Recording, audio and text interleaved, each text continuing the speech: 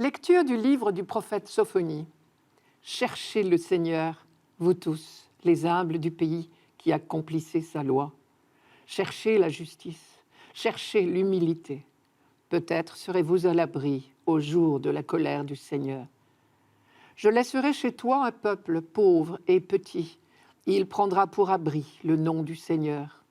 Ce reste d'Israël ne commettra plus d'injustice. Ils ne diront plus de mensonges.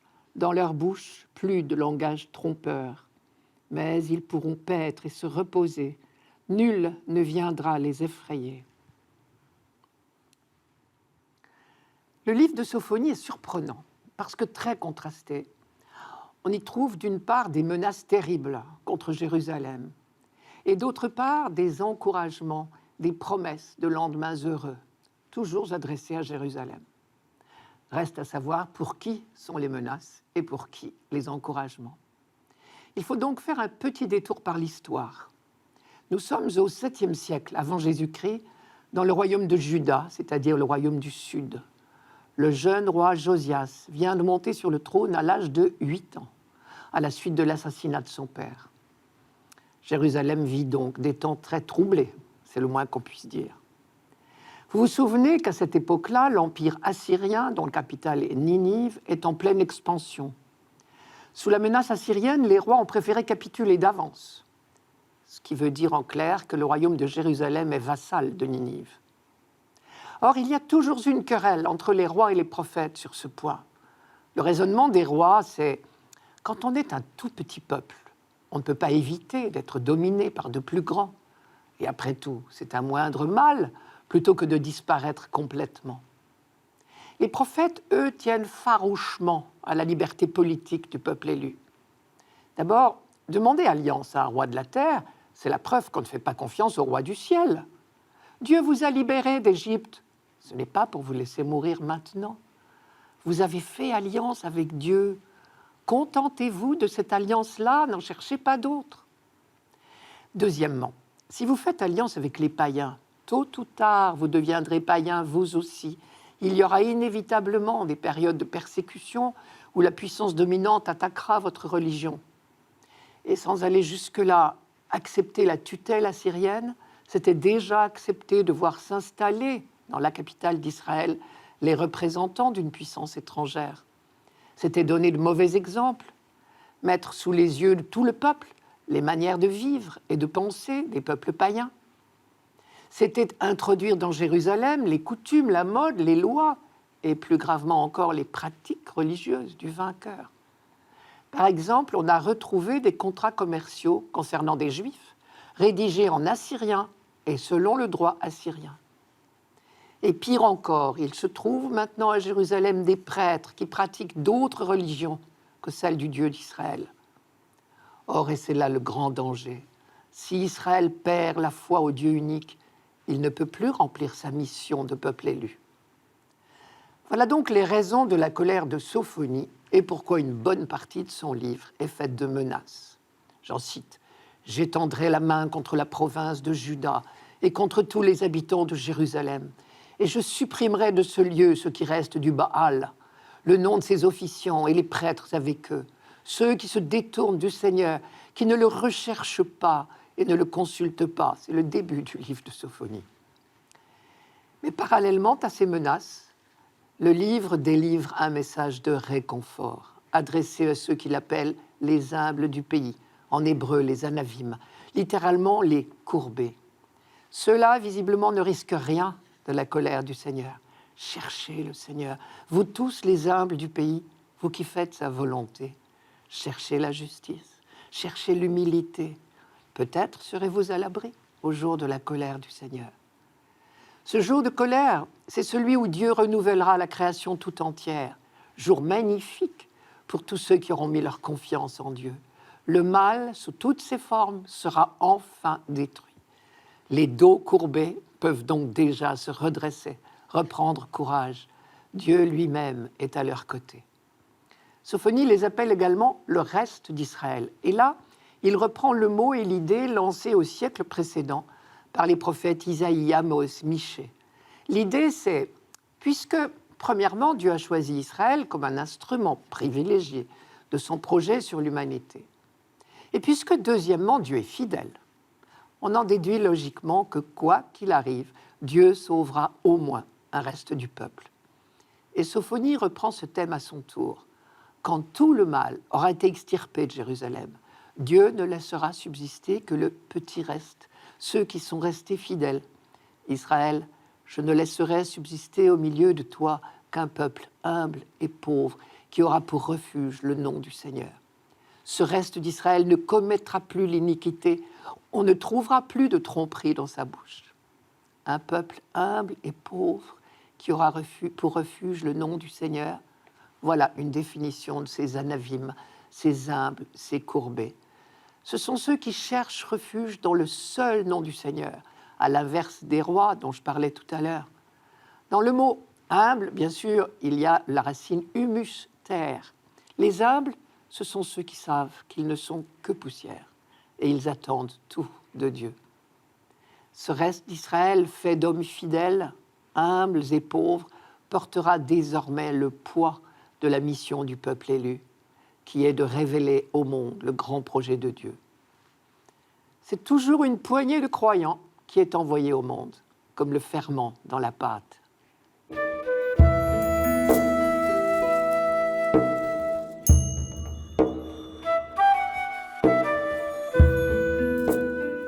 Psaume 145. Le Seigneur fait justice aux opprimés, aux affamés il donne le pain. Le Seigneur délie les enchaînés. Le Seigneur ouvre les yeux des aveugles. Le Seigneur redresse les accablés. Le Seigneur aime les justes. Le Seigneur protège l'étranger. Il soutient la veuve et l'orphelin. Le Seigneur est ton Dieu pour toujours. Quand le peuple d'Israël chante ce psaume, c'est sa propre histoire qu'il raconte. Et il rend grâce pour la protection indéfectible de Dieu. Il a connu toutes ces situations. L'oppression en Égypte, dont Dieu l'a délivré à main forte et à bras étendus, comme ils disent. Et aussi l'oppression à Babylone. Et là encore, Dieu est intervenu. Ce psaume a été écrit justement après le retour de l'exil à Babylone, peut-être pour la dédicace du temple restauré. Le temple, vous vous souvenez, avait été détruit en 587 avant Jésus-Christ par les troupes du roi de Babylone, Nabuchodonosor. 50 ans plus tard, en 538, quand Cyrus, roi de Perse, a vaincu Babylone à son tour, il a autorisé les Juifs qui étaient esclaves à Babylone à rentrer en Israël et à reconstruire leur temple. Et la dédicace de ce temple rebâti a été célébrée dans la joie et dans la ferveur. Le livre d'Esdras raconte « Les fils d'Israël, les prêtres, les Lévites et le reste des déportés firent dans la joie la dédicace de cette maison de Dieu. » Ce psaume est donc tout imprégné de la joie du retour au pays. Une fois de plus, Dieu vient de prouver sa fidélité à son alliance. Il a libéré son peuple. Et quand Israël relit son histoire, il peut témoigner que Dieu l'a accompagné tout au long de sa lutte pour la liberté. Le Seigneur fait justice aux opprimés. Le Seigneur délie les enchaînés. Israël a connu la faim aussi, dans le désert, pendant l'Exode, et Dieu a envoyé la manne et l'écaille pour sa nourriture. Aux affamés, il donne le pain. Et peu à peu, on a découvert ce Dieu qui systématiquement prend parti pour la libération des enchaînés et pour la guérison des aveugles, pour le relèvement des petits de toutes sortes. Ils sont ces aveugles encore, à qui Dieu ouvre les yeux, à qui Dieu se révèle progressivement par ses prophètes depuis des siècles. Ils sont ces accablés que Dieu redresse inlassablement, que Dieu fait tenir debout. Ils sont ce peuple en quête de justice, que Dieu guide. Dieu aime les justes, dit le psaume. Et c'est donc un chant de reconnaissance qu'il chante ici. Le Seigneur fait justice aux opprimés. Aux affamés, il donne le pain. Le Seigneur délie les enchaînés. Le Seigneur ouvre les yeux des aveugles. Le Seigneur redresse les accablés. Le Seigneur aime les justes. Le Seigneur protège l'étranger. Il soutient la veuve et l'orphelin. Le Seigneur est ton Dieu pour toujours. Vous avez remarqué l'insistance sur le nom Seigneur, 7 fois dans ces 3 versets. Et ici, il traduit le fameux nom de Dieu, le nom révélé à Moïse au buisson ardent, les 4 lettres YHVH, ce qu'on appelle le tétragramme, qui disent la présence permanente, agissante, libératrice de Dieu à chaque instant de la vie de son peuple. Je reprends la dernière ligne d'aujourd'hui. Le Seigneur est ton Dieu pour toujours. Le Seigneur est ton Dieu, c'est la formule typique de l'alliance. Vous serez mon peuple et je serai votre Dieu. Toujours dans la Bible, quand on rencontre l'expression « mon Dieu », on sait qu'il y a là un rappel de l'alliance, de toute l'histoire, je devrais dire l'aventure de l'alliance entre Dieu et son peuple choisi. Alliance à laquelle Dieu n'a jamais failli. Le Seigneur est ton Dieu pour toujours. Une fois de plus, je remarque que la prière d'Israël est toujours tendue vers l'avenir. Elle n'évoque le passé que pour fortifier son attente, son espérance. Et ici, l'insistance sur le futur, pour toujours, vise aussi à fortifier l'engagement du peuple. Il est bien utile de se répéter ce psaume, non seulement pour reconnaître la simple vérité de l'œuvre de Dieu en faveur de son peuple, mais aussi pour se donner une ligne de conduite. Car en définitive, cet inventaire de l'œuvre de Dieu est aussi un programme de vie. Si Dieu a agi ainsi envers Israël, celui se sent tenu d'en faire autant pour les autres. Tous les exclus du monde ne connaîtront l'amour que Dieu leur porte qu'à travers le comportement de ceux qui en sont les premiers témoins. Et d'ailleurs, pour être sûr que le peuple se conforme peu à peu à la miséricorde de Dieu, la loi d'Israël comportait beaucoup de règles de protection des veuves, des orphelins, des étrangers. La loi n'avait qu'un objectif, faire d'Israël un peuple libre, respectueux de la liberté d'autrui. Parce que Dieu mène inlassablement son peuple et à travers lui l'humanité tout entière sur un long chemin de libération. Quant aux prophètes, vous le savez bien, c'est principalement sur l'attitude par rapport aux pauvres et aux affligés de toutes sortes qu'il jugeait de la fidélité d'Israël à l'Alliance. Si on fait l'inventaire des paroles des prophètes, on est obligé d'admettre que leur rappel à l'ordre porte majoritairement sur 2 points, toujours les mêmes. Une lutte acharnée contre l'idolâtrie, d'une part, et les appels à la justice et au souci des autres, d'autre part. Jusqu'à oser dire de la part de Dieu, c'est la miséricorde que je veux et non les sacrifices, la connaissance de Dieu et non les holocaustes, c'est oser. Ou encore, on t'a fait savoir, ô homme, ce qui est bien, ce que le Seigneur exige de toi. Rien d'autre que respecter le droit, aimer la fidélité et marcher humblement avec ton Dieu. Michée chapitre 6. Et nous lisons dans le livre du Siracide que les larmes de tous ceux qui souffrent coulent sur les joues de Dieu, c'est au chapitre 35. Mais au fait, si nous sommes assez près de Dieu, logiquement, elles devraient couler aussi sur nos joues à nous. C'est peut-être cela, être à son image.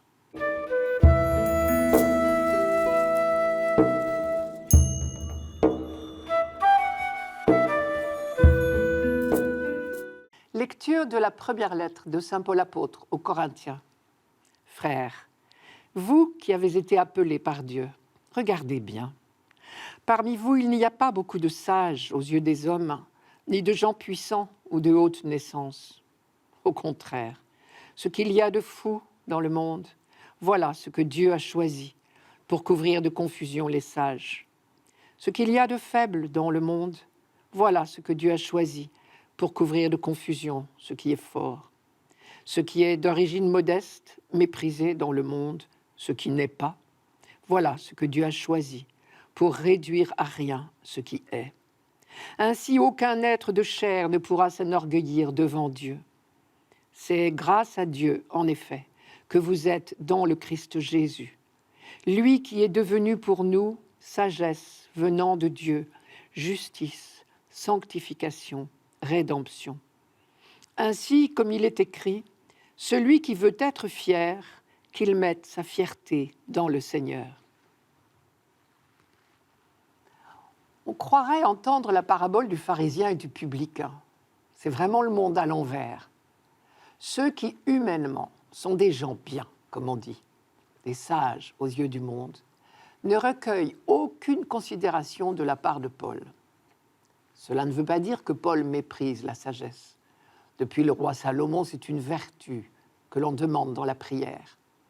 Et Isaïe en parle comme d'un don de l'Esprit de Dieu. Quand il annonce le Messie, il dit « Sur lui reposera l'Esprit du Seigneur, esprit de sagesse et de discernement. » Seulement, les hommes de la Bible ont un langage bien particulier sur la sagesse. Ils disent deux choses. Premièrement, ne nous trompons pas de sagesse. Il faut inverser notre regard. La sagesse de Dieu est exactement l'inverse de celle des hommes. Deuxièmement, Dieu seul peut la donner. Je reprends. D'abord, premier point, il y a sagesse et sagesse. Paul emploie le même mot, sophia en grec, pour les deux, mais il distingue bien. Il y a la sagesse du monde et la sagesse de Dieu. Ce qui semble raisonnable aux yeux des hommes est bien loin du projet de Dieu. Et inversement, ce qui est sage aux yeux de Dieu paraît déraisonnable aux hommes. Si on y réfléchit, c'est normal, car notre sagesse est une logique de raisonnement, alors que la sagesse de Dieu est la logique de l'amour. Et on sait bien que l'amour échappe à tout raisonnement et que le cœur a ses raisons que la raison ne connaît pas. La folie de l'amour de Dieu, comme dit saint Paul, est complètement inaccessible à l'étroitesse de nos raisonnements. Et c'est bien pour cela que la vie et la mort du Christ sont si étonnantes pour nous, si scandaleuses même. Une fois de plus, on retrouve Isaïe, je cite, « Vos pensées ne sont pas mes pensées, mes chemins ne sont pas vos chemins, dit Dieu. » C'est Isaïe 55.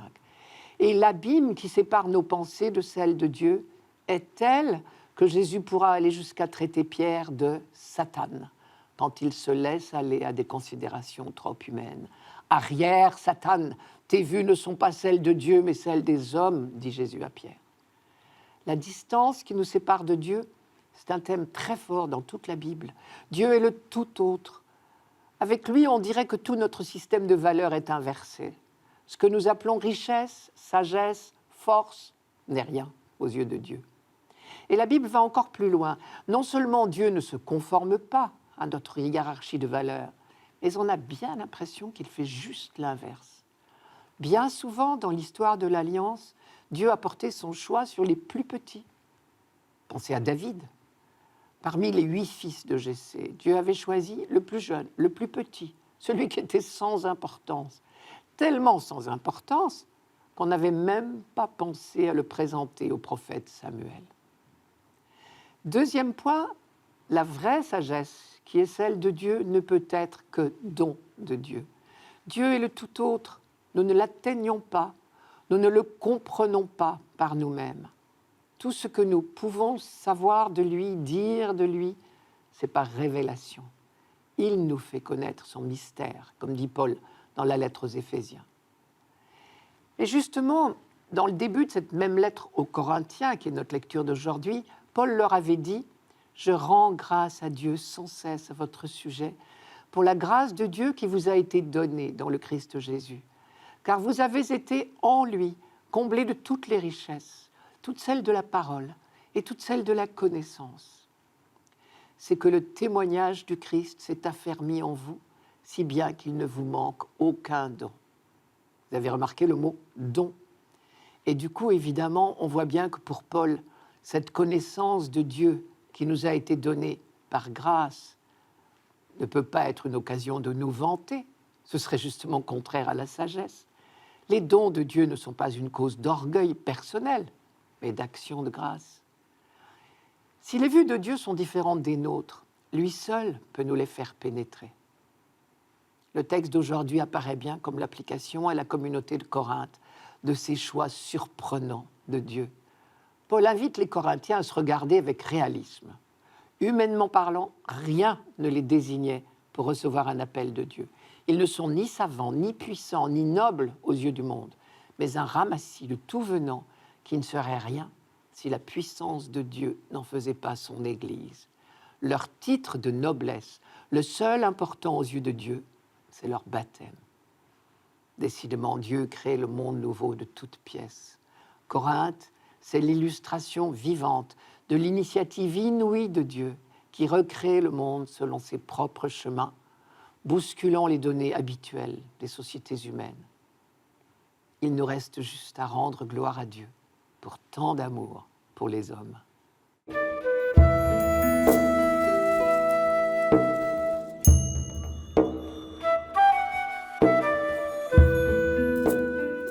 Évangile de Jésus-Christ selon saint Matthieu. En ce temps-là, voyant les foules, Jésus gravit la montagne. Il s'assit et ses disciples s'approchèrent de lui. Alors, ouvrant la bouche, il les enseignait. Il disait « Heureux les pauvres de cœur, car le royaume des cieux est à eux. Heureux ceux qui pleurent, car ils seront consolés. Heureux les doux, car ils recevront la terre en héritage. Heureux ceux qui ont faim et soif de la justice, car ils seront rassasiés. Heureux les miséricordieux, car ils obtiendront miséricorde. Heureux les cœurs purs, car ils verront Dieu. Heureux les artisans de paix, car ils seront appelés fils de Dieu. Heureux ceux qui sont persécutés pour la justice, car le royaume des cieux est à eux. Heureux êtes-vous si l'on vous insulte, si l'on vous persécute, et si l'on dit faussement toutes sortes de mal contre vous à cause de moi. Réjouissez-vous, soyez dans l'allégresse, car votre récompense est grande dans les cieux. Je commence par la phrase qui nous paraît la plus difficile. Heureux ceux qui pleurent. Souvenons-nous premièrement que Jésus a passé une grande partie de son temps à consoler, guérir, encourager les hommes et les femmes qu'il rencontrait. Si Jésus a consacré du temps à guérir ses contemporains, cela veut dire que toute souffrance, et en particulier la maladie et l'infirmité, sont à combattre. Il ne faut donc certainement pas lire « Heureux ceux qui pleurent, ils seront consolés », comme si c'était une chance de pleurer. Ceux qui aujourd'hui pleurent de douleur ou de chagrin ne peuvent pas considérer cela comme un bonheur. Les larmes dont il s'agit, ce sont celles du repentir pour nos propres fautes et les larmes de compassion devant les malheurs du monde et les abominations qui sont commises. Deuxième remarque, ce discours de Jésus s'adresse à des Juifs. Tout ce qu'il leur dit ici, ils le savent déjà. C'est la prédication habituelle des prophètes. Ils le comprennent donc sans difficulté. Pour nous, par conséquent, si nous voulons comprendre, il faut aller relire l'Ancien Testament. La prédication majeure des prophètes, c'était ce que nous dit le prophète Sophonie dans la première lecture de ce dimanche. Cherchez le Seigneur, vous tous les humbles du pays. Et le psaume de dimanche dernier chantait « J'ai demandé une chose au Seigneur, la seule que je cherche, c'est d'habiter la maison du Seigneur tous les jours de ma vie. » Ce sont ceux-là, les pauvres de cœur, dont parle la première béatitude. Ceux qui n'ont d'autre espoir que Dieu seul. Ceux qui chantent comme nous à la messe, Kyrie eleison, Seigneur, prends pitié. Ceux qui cherchent Dieu de tout leur cœur. Ce sont ceux-là que les prophètes appellent également les purs, au sens d'un cœur sans mélange, qui ne cherche que Dieu. Alors, effectivement, ces béatitudes sont des bonnes nouvelles. Matthieu disait, il proclamait la bonne nouvelle du royaume. La bonne nouvelle, c'est que le regard de Dieu n'est pas celui des hommes. Cela encore, c'est une prédication habituelle des prophètes. Les hommes recherchent le bonheur dans l'avoir, le pouvoir, le savoir. Ceux qui cherchent Dieu savent que ce n'est pas de ce côté-là qu'il faut chercher. Dieu se révèle au doux, au miséricordieux, au pacifique. Je vous envoie comme des agneaux au milieu des loups, disait Jésus à ses disciples. Je pense donc qu'une des manières de lire ces béatitudes serait de les envisager comme les multiples chemins du royaume. Et c'est pour cela que chaque phrase commence par le mot « heureux ». Ce mot très fréquent dans l'Ancien Testament sonne toujours comme un compliment, le plus beau compliment dont nous puissions rêver en fin de compte. André Chouraki le traduisait « en marche ». Sous-entendu, tu es bien parti. Le royaume peut s'approcher de toi. On retrouve ici le thème des deux voies, si familier à l'Ancien Testament. Chacun de nous accueille le royaume et contribue à sa construction avec ses petits moyens. Et Jésus regarde la foule et il pose sur tous ces gens le regard de Dieu. Et il dit, regardez, il dit ça à ses disciples, regardez, il y a des pauvres, il y a des doux, il y a des affligés, des affamés, des assoiffés de justice, des compatissants, des cœurs purs, des artisans de paix, des persécutés. Toutes situations qui ne correspondent guère à l'idée que le monde se fait du bonheur. Mais ceux qui les vivent, dit Jésus, sont les mieux placés pour accueillir et construire le royaume. L'horizon de l'existence humaine, c'est la venue du royaume de Dieu.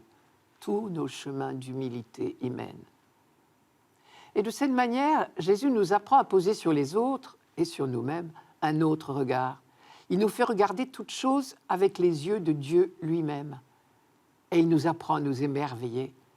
Il nous dit la présence du royaume, là nous ne l'attendions pas. La pauvreté du cœur, la douceur, les larmes, la faim et la soif de justice, la persécution. Cette découverte humainement si paradoxale doit nous conduire à une immense action de grâce.